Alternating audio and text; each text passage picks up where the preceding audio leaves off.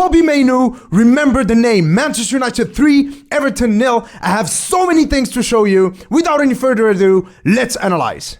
Okay, so let's analyze this Manchester United win against Everton. By no means a flawless win, but still a win that has some really positives attached to it. So let's first start by looking at some footage from the man, the golden boy, Kobbie Mainoo. What an amazing performance from this kid. And really, you know, when I saw this performance, I was like, Frankie de Jong, who needs Frankie de Jong? Because Erik is really creating the new Frankie de Jong 2.0 with Kobbie Mainoo. This performance should not have happened, because I gotta tell you something. When you play young players, what you get is athleticism, fitness, but also fearlessness, because young players usually have nothing really to lose.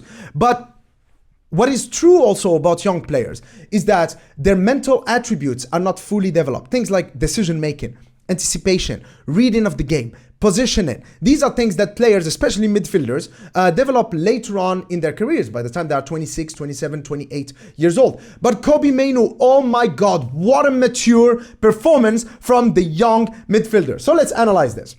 First of all here, look at what he does. I mean, this is just a feint with his body like this to create himself some space. But we gotta see how Kobbie Mainoo is so good at reading the game and so good at, he knows how to affect the game without even touching the ball. For example here, Harry Maguire has the ball. As you can see, none of these players is an attractive option, but of course he wants to give it to Lindelof, but Calvert-Lewin is over here. Look at what Kobbie Mainoo is gonna do. So he's moving as if he wants to get the ball, but look at his demeanor. Look, he is not really interested in getting the ball. What he wants is to attract Calvert-Lewin, which he did, in order to open up this space for Lindelof. Lindelof gets the ball. Now Kobbie Mainoo constantly moves in an area where he can get the ball, which he does. And again, when he does, he doesn't panic. He doesn't give it straight to Lindelof. He allows himself some time. And these players, Doucouré and Calvert-Lewin, seasoned Premier League pros, cannot get near this 18-year-old academy graduate. And then he goes through them, passes it to Martial. But look, in the process, he takes with him Calvert-Lewin and Doucouré, therefore freeing up Lindelof. And listen, Lindelof has many flaws, but his passing ability is definitely a strength. You don't give a player of Lindelof's passing ability this kind of space. And then what he's gonna do, beautiful diagonal ball, finding Marcus Rashford. By the way, this is not an odd one out. He did it twice in this game, and I'm gonna show you that later. The ball comes towards Marcus Rashford towards Dalot. Dalot crosses, and here, I am not going to comment on this. I am not gonna say anything. I cannot do it justice. Watch and enjoy. Oh my God. Oh my God. Wayne Rooney, is that you? Cristiano Ronaldo, is that you? Alejandro Garnacho, remember the name. Beautiful. I love this game. Why? Because two of our academy graduates, Kobbie Mainoo and Garnacho, stole the show. Manchester United is all about youth, all about developing those new talents, those superstars. And we definitely showed that ability in this game. Beautiful goal. But again, like I showed you, it's not just Garnacho's finish, which is absolutely world-class, but also Kobbie Mainoo, with his movement, his availability to get the ball, really allowed Lindelof to have time on the ball, which allowed him to execute that pass. Let's look at Kobbie Mainoo again. Look at this sequence, for example. Comes in close, deep, to get the ball from Onana. By the way, he was a nightmare for Calvert-Lewin and Doucouré. Gets the ball, and then look, again, he doesn't just pass it back to Lindelof, which is the easy thing to do. No, he wants to create something. He wants to be proactive with his movement, with his ability on the ball. Cuts through them like a hot knife through butter. And then beautiful pass. You know, I think here, Garnacho was onside. This is just, again, marginal. You know, this could have been Garnacho's second goal. And what a goal it would have been had it come to fruition. And then again, look at this. Beautiful control. Look, he's at ease, completely unfazed, doesn't panic. And then here, pass between Harrison's legs over here. Guys, this reminds me of Clarence Seedorf for AC Milan. This is what Kobbie Mainoo looks like right now. He looks like a master with the ball at his feet. The way he manipulates the ball, the way he's aware of what's around him. A kid, an 18-year-old kid, should not have this kind of ability to read the game. This is incredible. I really enjoyed his performance against Everton. And then here, not only is he always available to receive the ball, and of course, showed good and great decision making on the ball with his passing, but also his defensive ability. Great reading of the game here against Dwight McNeil, and then goes in, beautiful block, protecting Onana's goal, beautiful. He was immense. Now, there is another sequence here that I want to show you. Of course, the key point here is not Kobbie Mainoo per se, but it's another aspect. Let's watch, okay? So Kobbie Mainoo here has the ball. Of course, he went into that third left center back that usually someone like Christian Eriksen or Sofiane Amrabat usually occupy. Gives the ball back to Victor Lindelof over here. But one thing really interesting is going to happen. Look, watch what both Onana and Harry Maguire are going to do here. Oh, see that? Both Onana and Harry Maguire are pointing to Lindelof, basically telling him, with now Kobbie Mainoo occupying this left centre-back position, you don't need to stay here. You have to go into that number 6 defensive midfield position. And that's exactly what Lindelof is going to do. But then now, look at what Lindelof is going to do. So look, he looks at Scott McTominay, and then he points to him and he's like, Scotty, you're not in the right position. You have to be in this position right here in order to create this box to allow for more passing lanes. And what this tells me, the reason why I included this, is that the reason why this is important is that it shows to me that a lot of these Manchester United players are still not sure how to play the Erik ten Hag way. And it's understandable. You know, when I think about it, why was Erik ten Hag able to implement such an attractive and avant-garde style of football at Ajax, and he cannot do that at Manchester United yet? Or at least we see it periodically, but not every single game. Think about it. At Ajax, especially the players who played in deeper positions. Onana was, developed as a player in Barcelona and Ajax. You had players like Daley Blind, Mazraoui, De Ligt, Frankie de Jong, Donny van de Beek. All of these players were schooled for, according to the Johan Cruyff footballing philosophy. So Erik ten Hag had ready-made players for that kind of football. At Manchester United, though, he still has to teach these players. Scott McTominay, Harry Maguire, these players, Casemiro, they never played that way. So they have to relearn how to play. And sometimes, old habits die hard. So I think that we're not going to see the true Erik ten Hag Manchester United until, after 1 or 2 years. But still, we can see some of those plans implemented at an embryonic stage, okay? So here, we get the ball to the left-hand side. This is in the same sequence. And here, Victor Lindelof gets the ball. Now, because we're able to keep the ball in deeper areas, these players right here, 6 Everton players, are committed high up the pitch, which means that Lindelof can actually, again, execute another diagonal ball towards Marcus Rashford, again, taking out most of the Everton attack and midfield. Of course, this didn't come to fruition. It didn't lead to a goal, but still the idea is there. For those who say that Erik ten Hag does not have a clear pattern of play, show them this video. I showed you in previous videos, like for example against Fulham, how we are very good at winning the ball high up the pitch, and that's also a key aspect of our identity under Erik ten Hag. And then now we do have clear patterns of how we want to get the ball out, how we want to create chances. It's not because it doesn't happen every time that those patterns don't exist or that identity does not exist. But of course, you might have said, well, Erik, Mr. Scarlet Report, how come you're not talking about some of the things that we didn't do well? Well, if you divided the game into 4 quarters, I'm not going to lie, and I'm going to be honest here, the second quarter, so the second half of the first half, was all Everton. How did they not score is a miracle. And the reason why that happened is one simple concept that I always fail to understand and wrap my head around, is why do the Manchester United players lose the ball so often? For example, here, Marcus Rashford is by no means the only one guilty, but look at that. That's just poor. That's just poor. Why would you do that? Okay? And so what this did is that it gave Everton the ball quite often. We lost the ball very fast. A lot of our players is like they're playing hot potato with the ball. They just want to get rid of it as fast as possible. You have to keep the ball, especially when you play away from home. A team like Everton, they are not pushovers. They won like 3 of their last 5 games. They drew against Brighton. They beat Crystal Palace 3-2. They beat Bournemouth and Burnley 3-0. They lost to Liverpool 2-0, but they were like 1 man down because Ashley Young got a red card. So they are no pushovers. They are a very good team. They are playing at home. They got a siege mentality because of the 10-point deduction. They are not easy to play against. And we made it even harder for ourselves because we kept giving them the ball. And then you end up in these situations. Pinball football. Long ball, and then Onana, beautiful save. 1 second save, and then Kobbie Mainoo again clears it. This game, we could not have won it without Onana. Another beautiful save. Look at this. Is this Onana or Superman? Superman. Super Onana. Beautiful save again. If you are in the camp of people who are still saying, oh, Onana is good with his feet, but he's not as good a good shot stopper as David De Gea, you're wrong. It's not aligned with reality. We have a top goalkeeper in between the posts, okay? There's a big difference between form, which is temporary, and class, which is permanent, and Onana definitely has a lot of class, okay?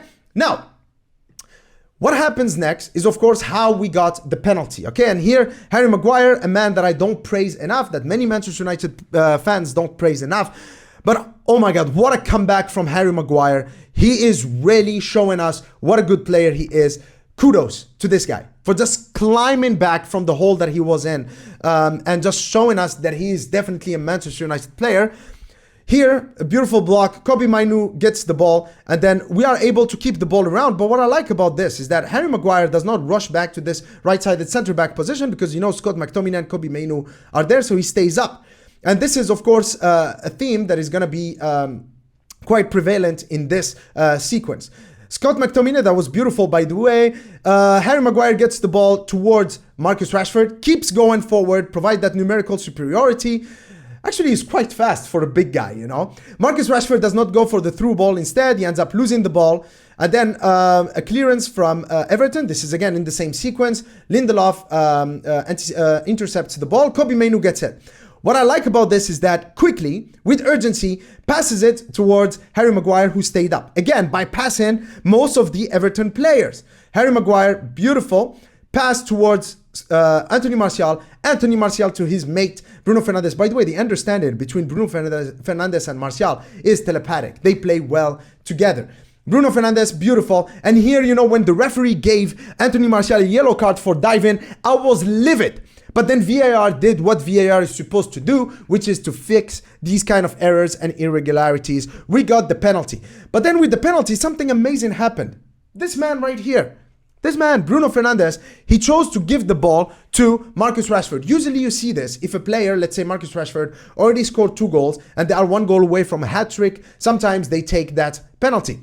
But in this case, Bruno Fernandes did it. And I'm going to talk about this more later. But he did it mainly because Marcus Rashford is not confident right now. So he's given him an opportunity to get on the score sheet. And that's amazing leadership from Bruno Fernandes.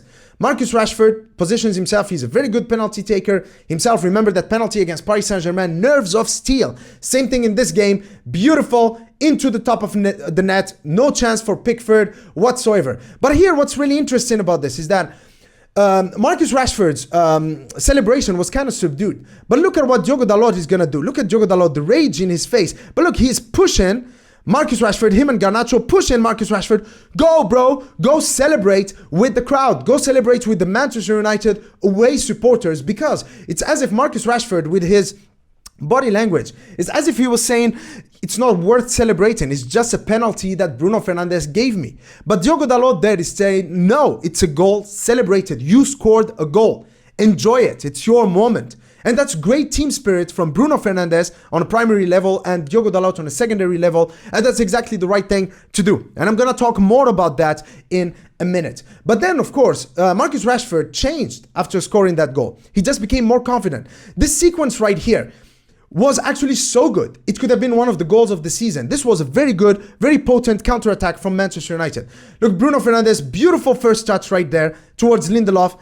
Again, Lindelof and Maguire, both of them. I really love the fact that they go forward whenever they see an opportunity. Marcus Rashford waits for Bruno Fernandes, and then 1, 2. Of course, Ghana is there, but look, Marcus Rashford, third man run, is moving into that space. Lindelof going forward is again gonna pay us back, just like Harry Maguire. Beautiful pass into the space. Now here, Bruno Fernandes is making a run into the space. Marcus Rashford, in my opinion here, he didn't take the right decision. Still, his pass was able to find Garnacho, who had a shot on goal. But I think this was Bruno Fernandes' goal. Just cut it back here. Bruno Fernandes could have scored that. That would have been an amazing, amazing team goal. But still, Marcus Rashford was much more lively, much more confident after that penalty. So again, Bruno Fernandes, great. And again, now we got to talk about Bruno Fernandes, because the third goal is of course Bruno Fernandes is doing. Here, Clearance from Maguire, Ghana controls the ball, and then Bruno Fernandes wins the ball. Of course, he's going to be the assist provider. Anthony Martial, beautiful through ball towards Pellistri. Again, every time Pellistri comes on, he's extremely lively, extremely energetic, carries the ball, keeps it, doesn't waste it, plays it towards Bruno Fernandes. And here, what I like about Bruno Fernandes is that sometimes he's wasteful, but in these kind of situations, he is so good at executing that killer ball, that final ball. Quality when it comes to the final balls, this is what distinguishes a good player from an elite player. And Bruno Fernandes in these kind of situations, beautiful. Beautiful pass towards Anthony Martial, and then here, reminiscent of the likes of Kanu, of the likes of Bergkamp, Sheringham, Dimitar Berbatov, and the king, Erik Cantona.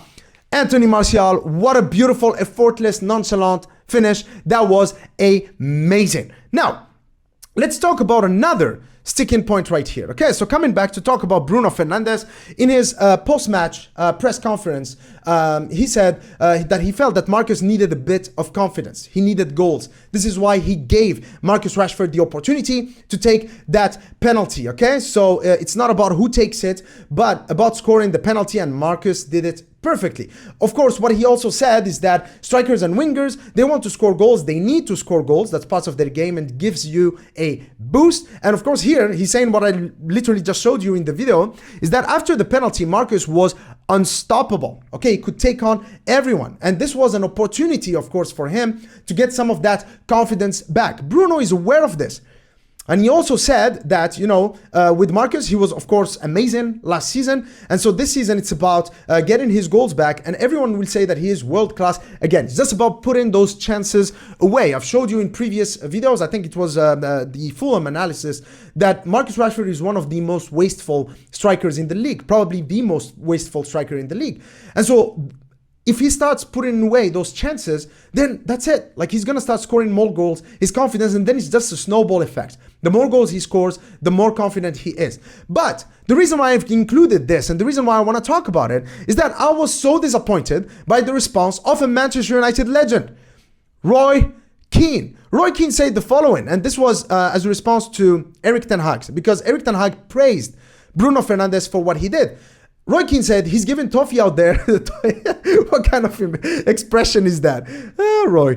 He's giving toffee out there to Bruno for passing on the ball for the penalty. Hey, grumpy old man. Absolute bloody rubbish. Come on, what is he mad about? And here, I'm going to say this. Roy Keane, freaking legend. As a Manchester United fan, you cannot disassociate my love for Manchester United from my love for Roy Keane. There is no player out there that epitomizes the word captain in a football setting more than Roy Keane. So when it comes to leadership, this guy knows what he's talking about. But what I want to say is this. There are different types of leadership. In the case of Roy Keane, he's more of an authoritarian, a strong man. And that works sometimes. And it worked for Manchester United when he was a player for us. But that's not always the best style of leadership. Some leaders are more democratic. Some follow more of a laissez-faire. Some want to inspire more. Some want to lead by example. And Bruno Fernandes, what he did is to understand that one of his teammates needed some help. And he provided that help by providing him with an opportunity to score a goal in order for him to get that confidence back. So that's great leadership from Bruno Fernandes. And so I don't understand this about Roy Keane. I mean, we won 3-0. Sure, there were parts of the game where Everton kind of played better than us and they could have scored if it were not for Onana. But still, any team that wins 3-0 deserves to win. We scored beautiful goals. And if you look at the progress, we had one of the worst starts of the season. He's talking about how, he's saying we are happy to be sixth. But look, there is not much difference between us and between the leaders currently in the league. 6 points? Spurs, who everyone has been praising, and some people have been talking about, look how Angie has transformed Spurs in such a short time. They've lost 3 games in a row. They're now just 2 points ahead of us. We had the worst start of the season. Erik ten Hag turned it out, just turned it upside down. Just a few weeks ago, everyone was talking about how the next defeat would be his last game in charge, that he would get fired. And then now if you look at the points that we got in the past 6 or 7 games, we should be top of the league. And so that's great progress. We win 3-0. We score beautiful goals. And Bruno Fernandes does an amazing thing. He hands an opportunity to Marcus Rashford to score and get his confidence back. Great leadership. So what does this man have to be mad at? Why is he so grumpy? Why is he talking, saying that this is absolute rubbish? It's not. And so what I want to say is this. I expect this kind of comments from someone like Souness or Merson or Carragher, but not from a Manchester United lad like Roy Keane. Constructive criticism, yes. But, cheap low blows like these are completely unnecessary. And I'm telling you this, as Manchester United fans, you have to be aware and be wary of what these pundits talk about. Because sometimes I think that they don't really speak the truth. They don't really say what they truly believe. But they're putting on a persona. They're acting. They have to say controversial things. They have to say things that are gonna, make the headlines. And when it comes to Manchester United former players, I much prefer someone like Paul Scholes or Owen Hargreaves, for example, who make much more sense and are much more balanced. But with Roy Keane, it's always 100% or 0%. And I think that his criticism here of Erik ten Hag and Bruno Fernandes is completely unwarranted. And I don't think that at Manchester United, we need this kind of criticism. When something is done well, it needs to be praised. And Bruno Fernandes did the right thing by giving Marcus Rashford an opportunity to improve his confidence. Because what we need is for our players to become more confident. You saw what that penalty save against Copenhagen has done for Onana. He is unrecognizable now from the Onana of earlier in the season. And it's the same thing with Marcus Rashford. If he starts scoring, he's going to be unrecognizable from the Marcus Rashford of this season and more similar to the Marcus Rashford from last season. So anyway, guys, I hope that you've enjoyed this tactical analysis. Please let me know in the comment section below what you think about our performance against Everton. Up until next time, cheers.